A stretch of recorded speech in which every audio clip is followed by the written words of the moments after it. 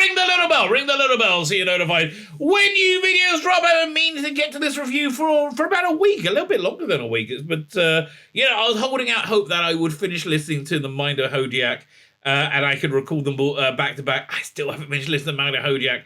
Oh, I'm really not enjoying it. But more on that when I get to that review, which is I got to force myself to listen to the second disc, second part, whatever you want to call it. Instead, this is a review of the Ravencliff Witch, the second half of the latest Tom Baker what series is it? Latest Tom Baker Adventures. This is a series they're calling Solo. They're putting it setting it basically right after Deadly Assassin and before Face of Evil. So you got Tom Baker walking around alone for a lot of it.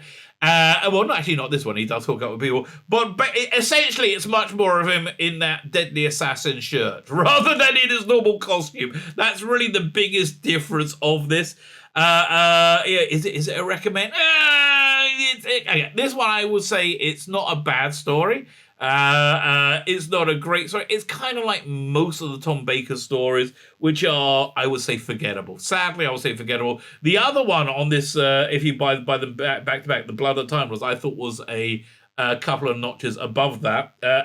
So if you want to buy that box set, might be worth it. But before we get into the review, can you hit the like button? That'll be fan-dabby, double dosing. Can you hit the like button? Can you hit the share button? Can you hit that subscribe button? That'd be fantastic. Really, honestly, I'm on a constant pitch battle with YouTube. They do not promote me and they unsubscribe members from me all the time. Like, subscribe all the bloody time. If you're subscribed, make sure you're still subscribed. If you're on Rumble, and I long for the day that we all just move to Rumble. If you're on Rumble, hit the Rumble button, baby, and subscribe to me there as well. Mostly subscribe to my Substack, where I give out lots and lots of fun stuff other than, interesting news about my content. Oh, this is I'll tell you about, because it's a Doctor Who-y thing, right? I'm really into doing digital. I started looking at it because I wanted to find out what NFTs are, right? I found them out and I got into NFT. I got into digital art, but then I was like, talking about NFTs. People were like, apparently, and after which I found out that most people talking about them are con men, and liars. I think that's a fair description of them, but I'm really into like the whole digital art. I'm like a subtly animated trading card, so I want to do a bunch of Doctor Who ones, and so if I have time, I'm going to work on it today. Right? I wanted to start off. You have like the hand holding up two wires in the foreground, and it's like out focus in the background. Then the focus switches, and the wires get blurred, and the background, which is Tom's face, you see his big eyes, right? Which would be, so we take a draw, right? Will then appear, and then with the caption, "Do I have the right?" I'm really into doing that, so I'm putting that on my Substack. I will be giving it away for free. I'll do with it whatever you will. I'll be doing a bunch of these cards. Also have a paid Substack. I'll be doing even better stuff for that. Okay, even better stuff for that. Like, share, subscribe, comment. Let me know what you think on Substack. Fine, we covered everything. Let's have a look at this release. Here we are. Doctor Who, the Ravencliff Witch. Now, as I said, not a bad story, just a somewhat unremarkable story, a somewhat forgettable story. So the problem, I think, with this set to get which one is it? Yeah, this is Series 12, Set 1, Series 11, Set 1, I should say. Is that this is set in between Deadly Assassin and not Robots of Death, Face of Evil, Deadly Assassin and Face of Evil. And Blood of the Time Lords felt more like it came from season 16, right? Had that kind of vibe to it. Whereas this feels more like it came from season 12, maybe 13. It feels like it was a leftover Pertwee script that Robert Holmes found and rewrote, because it's got a lot of those Pertwee-esque traits in it. It's not dissimilar to the Silurians, for example, which is kind of a recurring, like, base under siege that we got during the Pertwee years. But anyway, so this is kind of rewritten for well, it was written for Tom Baker's Doctor. I'm telling you, that's what it feels like. That's what it feels like. So we have So the reason I say that is because we have like this big reactor, this scientific reactor thing that's making power for people. Again, so Pertwee-esque, right? So insanely Pertwee-esque. At the same time, there's horrific things going on.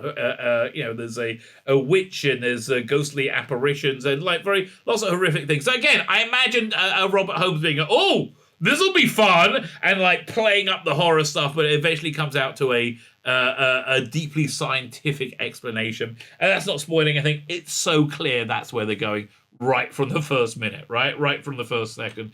Let's have a look at the blurb, see what they say about it. The TARDIS lands in Ravencliff. By the way, the reason it's called the Ravencliff Witch, they were going to call it. It's on the directors the commentary at the end. They were going to call it something else, but they said, "Oh, but no, we want to have some kind of witch in it." So they said, "Well, call that." They named the place Ravencliff, so they could call it the Ravencliff Witch. The TARDIS lands in Ravencliff, a small town on the coast of on the English coast that stands in the shade of a newly built power station. I mean, again, how more Pertwee-esque can you get? And it just happens to be haunted.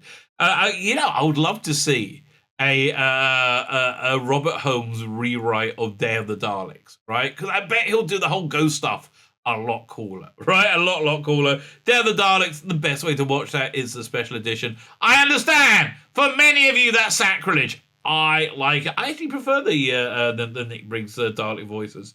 Every now and again, there's a spectral figure that's glimpsed on the beach, the Ravencliff Witch, and every time she appears, she is a prelude to disaster.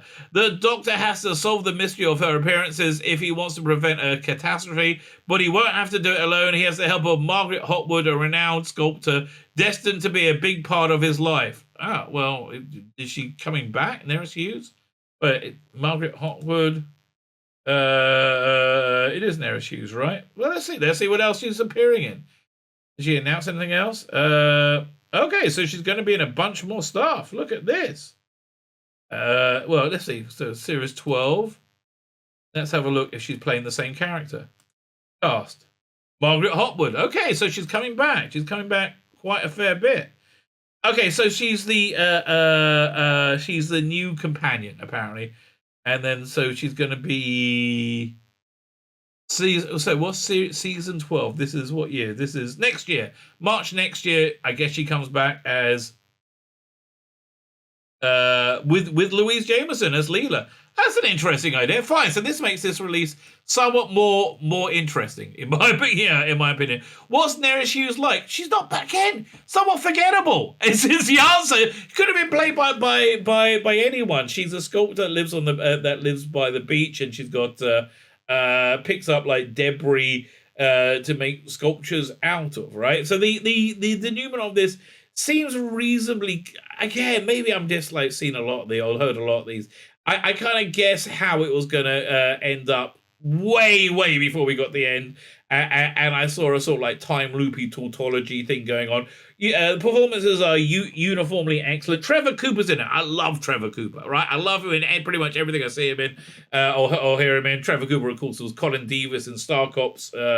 He was also Welsh Minor in The Singing Detective. Have you never seen The Singing Detective? You want to see Singing Detective. That's pretty darn good. He's a really interesting actor, right? He normally plays like these tough guy, like gangster types, but he's got a kind of nice, soft side to him as well. And he's an older actor now. If you find the Cawdor City audios, which are freaking awesome, which are better than this, I hate to tell you, he's in that. Essentially playing... Trevor Cooper. The good thing about this, there wasn't any tedious 2020s sexual politics in it that I recall, that I remember. And if I don't recall it, I don't remember it. It's probably if it was there, it wasn't so obnoxious. I'm reasonably overly sensitive to this. Again, entertaining script, but it just seems to be a bit of a sausage factory right now, which is a bit sad, right? It used to be when Big Finish releases came out, it was exciting, right? It was exciting, and now it's just like another one. That's why I think they're going for like the much more high concept stuff. Why? Because the high concept stuff I think is more interesting. I just said on the beginning of this review, most of the Tom Baker stuff is forgettable, apart from the ones that isn't, is the more high concept stuff. I mean, look over here. The comic book adaptations, for example. Yeah, they're not forgettable. They're super fun. The Missing Adventures adaptations, they're super fun. But most things written for the range, forgettable, right? Reasonably forgettable, which is a bit sad. But it's not a bad one. It's not a bad one. If you're a completist, yeah, there's no reason not to get it. Absolutely. It's probably better buying it together at $12.99. Listen, a little tip, and I don't know where you are on the ethics of it. My banking is in the United States, which so when I buy my things, they have the prices in dollars when it's the same price in dollars as it is in pounds.